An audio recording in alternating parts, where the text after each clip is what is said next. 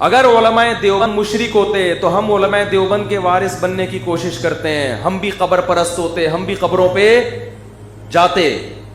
سعودی عرب میں ایک عالم نے کتاب لکھی کہ تبلیغی جماعت والے قبر پرست ہیں, اور بہت بڑے عالم ہیں, میں ان کا نام بھی بیان کر سکتا ہوں لیکن فتنے کے علاوہ کچھ بھی نہیں ہوگا. عربی میں کتاب ہے ان کی, میں نے خود پڑھی ہے. بہت بڑے چوٹی کے عالم اور بڑے نیک پرہیزگار. کتاب میں کیا لکھ رہے ہیں؟ تبلیغی جماعت والے کیا ہیں؟ قبر پرست. میں نے کہا اگر کچھ اور کہہ دیتے شاید ہم مان لیتے, شاید امکان تھا. 3 دن کی جماعت میں نکل کے دیکھ لیتے تو پتہ چلتا کہ تبلیغی جماعت والے جتنے قبر پرستی کے خلاف ہیں عملاً اتنا شاید دنیا میں کوئی دوسرا, وہ تو توحید میں اتنا مبالغہ کرتے ہیں کہ جہاں ہونا چاہیے وہاں بھی نہیں ہونے کے قائل. کہتے ہیں اللہ سے سب کچھ ہوتا ہے, دکان سے کچھ بھی نہیں ہوتا. اس چکر میں بعضوں نے دکانوں پہ تالے ڈال کے نکل گئے. یہ وہ تو جہاں سے ہو رہا ہے وہاں سے ہونے کے قائل نہیں ہے, تو جہاں قبر سے نہیں ہو رہا وہاں سے ہونے کے کہاں سے قائل ہوں گے. لیکن کیا ہے, فتنہ پرست لوگوں نے علماء دیوبند کی کتابوں کو سے تروڑ مروڑ کے چیزیں نکال نکول کے ایسا ملغوبہ بنا کے عرب علماء کے سامنے پیش کیا کہ وہ بھی کنفیوژن کا شکار ہوئے ہیں. میں نے کہا یہ بزرگ عالم ایک دفعہ ادھر پاکستان یا ہندوستان آ جائے, میں ان کو شب جمعہ میں لے کے جاؤں گا اور کہوں گا ان کا بیان شروع اس سے ہوتا ہے کہ اللہ سے ہوتا ہے, اللہ کے غیر سے نہیں, درمیان میں بھی یہ اور ختم بھی اسی پہ. اور ہم نے تبلیغ میں درجنوں بار دیکھا ہے کہ قبر کے سامنے سجدہ کیے ہوئے لوگوں کو اٹھا کے ان کو قبرستان سے اٹھا کے کہاں لے کر آئے ہیں؟ مسجدوں میں. تو کتابوں کے پروپیگنڈے پہ مت جاؤ, عمل دیکھو ہو کیا رہا ہے, عمل دیکھو ہو کیا رہا ہے. اگر علماء دیوبند قبر پرست ہوتے تو میں بھی کیا ہوتا.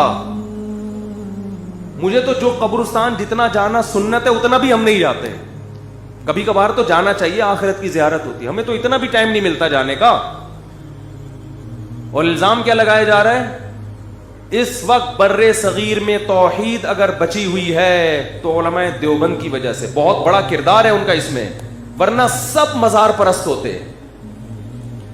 سروے کرو, سفر کرو, میں گلگت گیا ہوں, چترال گیا ہوں, جہاں مزار پرستی نظر آئے گی وہ جگہیں جہاں علماء دیوبند کے اثرات نہیں ہیں. جہاں مزار پرستی نہیں ہے وہاں کس کی تعلیم کے اثرات ہوں گے؟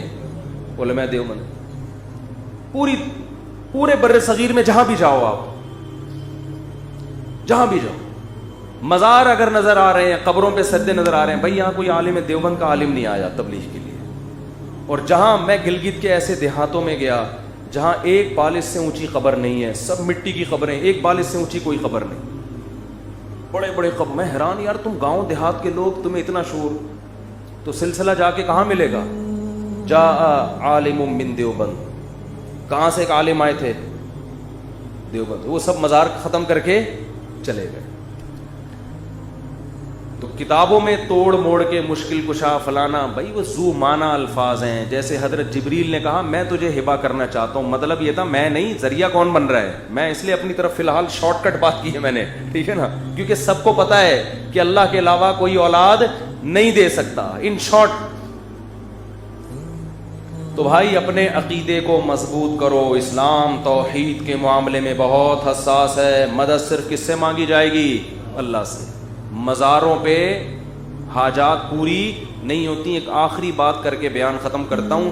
ایک صاحب جن کا آدھا دھڑ فالج زدہ تھا, آدھا دھڑ ہی ہوتا ہے فالج میں, مجھے کہنے لگے کہ میں دعائیں مانگ مانگ کے تھک گیا, میرا فالج ٹھیک نہیں ہو رہا. مجھے کسی نے کہا ہے فلاں بابے کے مزار پہ جاؤ تو وہاں جا کے دعا مانگو تو یہ دھڑ کیا ہو جائے گا, ٹھیک ہے. میں نے کہا جس بابا کی قبر پہ جا رہے ہو آپ کا آدھا دھڑ کام نہیں کر رہا, ان کے دونوں دھڑ کام, تبھی تو قبر میں گئے ہیں. میں نے کہا اگر ان کے دونوں دھڑ میں سے آدھا دھڑ دور کی بات ایک آنکھ بھی کام کر رہی ہوتی نا, مثال کے طور پر آپ کسی بزرگ کا انتقال ہو گیا, آپ نہلا رہے ہیں, ہمارا اسٹائل ہی یہ بات کرنے کا نا. جب میں نے اس کو کہا تو ہنسنے لگا وہ. میں نے کہا جس کے پاس جا رہے اس کے دونوں دھڑ کام نہیں کر رہے بھائی.